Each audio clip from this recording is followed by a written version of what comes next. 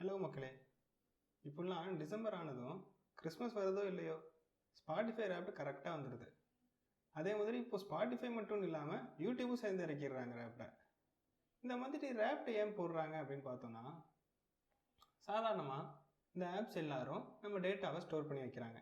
நம்ம என்ன பாட்டு கேட்குறோம், எவ்வளோ நேரம் அந்த ஆப் யூஸ் பண்ணி கேட்குறோம் அப்படிங்கிறதெல்லாம் ஸ்டோர் பண்ணுறாங்க.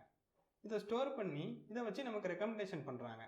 இந்த ஆல்பம் உங்களுக்கு ஃபிட் ஆகும் அப்படின்னு சொல்லி நம்ம ஹோம் ஸ்க்ரீனில் நமக்கு ரெக்கமெண்ட் பண்ணுறதெல்லாம் இந்த டேட்டா வச்சு தான். ஸோ இந்த டேட்டா வச்சு வேறு என்ன பண்ண முடியும்னு ஸ்பாட்டிஃபை இன்னோவேட் பண்ணி அதில் அவங்க கொண்டு வந்த கான்செப்ட் தான் இந்த ரேப்பில். இதில் என்னென்னா, ஒரு யூசர் எவ்வளோ நேரம் ரீட் பண்ணி கேட்டிருக்காங்க, எந்த ஆர்டிஸ்ட் அதிகமாக கேட்டிருக்காங்க அப்படிங்கிற இதெல்லாம் நல்லா அனலைஸ் பண்ணி அதை நமக்கு ஒரு ஸ்டோரி மாதிரி இயர் எண்டில் கொடுக்குறாங்க. இதை ஸ்பாட்டிஃபை ஒரு லாஸ்ட் 2-3 இயர்ஸாக ட்ரை பண்ணி நல்லா ஹிட் ஆனதுனால இப்போ யூடியூப்பும் சேர்த்து இறக்க ஆரம்பிச்சிட்டாங்க. ஸோ மறக்காமல் போய் ரேப்ட் பாருங்கள், உங்களை பற்றி நீங்கள் தெரிஞ்சுக்கலாம். That is self awareness.